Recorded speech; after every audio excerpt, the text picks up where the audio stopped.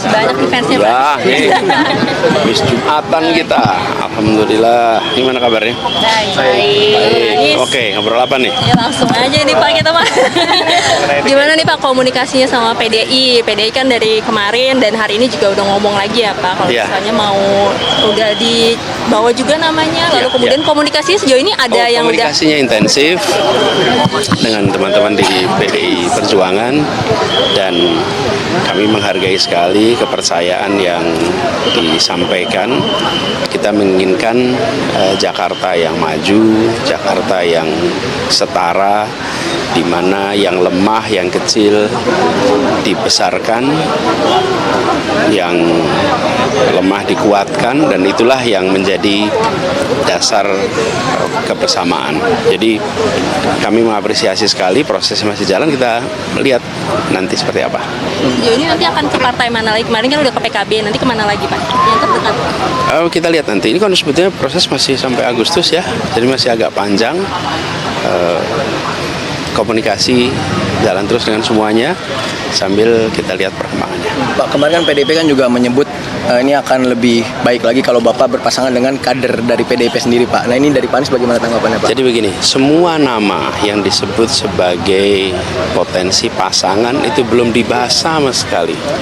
Jadi tidak usah ada spekulasi pembahasan nama siapapun juga, karena belum dibahas. Karena itu nggak usah rame tentang nama A, nama B, nama C. Belum ada pembahasan sama sekali. Lebih penting saat ini membahas nasib warga Kampung Bayam, membahas perbaikan kartu lansia, membahas perbaikan untuk anak-anak penerimaan siswa baru. Jadi itu lebih penting untuk kita bahas daripada soal nama, masih jauh sekali. Prioritasnya Pak Anies apa sih nanti kalau misalnya sekiranya nanti jadi nih, terus broker apa sih yang paling utama gitu? Yang paling urgen, mengembalikan hal-hal yang dianggap bermasalah hari ini supaya menjadi lebih baik. Oke? Misalnya, Apa saja? Listnya banyak ya. Misalnya soal sederhana itu seperti kamu bayang, keberpihakan kepada yang lemah, supaya yang lemah itu menjadi kuat, yang kecil jadi besar, tapi tanpa mengecilkan yang besar ya, tanpa melemahkan yang kuat. Kemudian melanjutkan dan meningkatkan hal-hal yang kemarin sudah dipandang baik, sehingga rakyat Jakarta merasakan kesetaraan kesempatan, supaya bisa hidup lebih sejahtera. Hal-hal sederhana yang nampaknya tidak banyak dibahas tapi dirasakan, misalnya kebutuhan pokok yang terjangkau.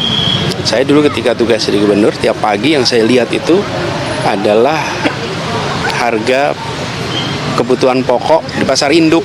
Tiap hari saya lihat, memastikan bahwa itu panahnya itu pada turun ke bawah itu artinya warnanya hijau, artinya turun. Tapi kalau panahnya naik ke atas itu artinya naik. Kalau tiap hari naik terus, nah itu masalah. Jadi kebutuhan pokok, harga kebutuhan pokok yang terjangkau, yang stabil itu prioritas yang utama. Pak, kalau uji kelayakan di DPP PKB itu kapan Pak? Sudah ada jadwal belum Pak? Sebetulnya komunikasi kita terus kok dengan DPW, jadi nanti bisa di cross check dengan teman-teman DPW. Tapi kesiapannya terkait uji kelayakan sendiri itu gimana Pak? Nanti cek teman-teman DPW. Berarti belum ada undangan Pak? Soal Kampung Bayam berarti bisa dibilang ada harapan nih buat warga Kampung Bayam bisa benar-benar menempati. Kalau Oh iya, ya. Iya, dan sebetulnya kan waktu itu kuncinya aja udah diberikan kok. Ini kan tinggal penuntasan aja. Bangunannya sudah ada, dan mereka berasal dari sana. Justru jadi pertanyaan, kenapa mereka harus terlunta-lunta selama 1,5 tahun? Kalau saja ini bicara tentang rumah kedua, barangkali boleh tuh ada proses yang rumit. Tapi ini pilihannya adalah terkatung-katung atau tinggal di tempat yang sudah disiapkan. Menurut saya ini adalah satu langkah yang jauh dari bijak. Ini agenda utama yang harus kita tuntaskan. Pak, ini kan Bapak kemarin udah ke PKB, terus komunikasi juga dengan PDIP. Ini Bapak belum menyatakan kalau ini berarti tegas kalau Bapak bakal maju lagi gitu di. Ya, jadi saya menerima kepercayaan dari PKB. Nah, karena itu saya sampaikan Bismillah, kami bersiap untuk meneruskan ke periode kedua. Kalau lawannya Kang Emil gimana, Pak, sama Nasdem? Karena kan sejauh ini Nasdem belum menyatakan dengan tegas gitu untuk mengusung Bapak, karena mereka juga punya nama Sudirman Said dan kader-kadernya. Ini pembicaraan dengan Nasdem sejauh ini soal mengusung Bapak gimana? Ya, semuanya saya selalu sampaikan teman-teman. Seperti kebiasaan dulu saya di Jakarta. Sesudah selesai baru saya umumkan. Sesudah selesai baru sampaikan. Ketika masih proses, Pak Anies, Pak, apa yang bikin meminta Bapak pandangan, Pak, kemarin yakin? Gerindra mengatakan bahwa kalau di Jakarta itu incumbent atau petahana itu jarang menang.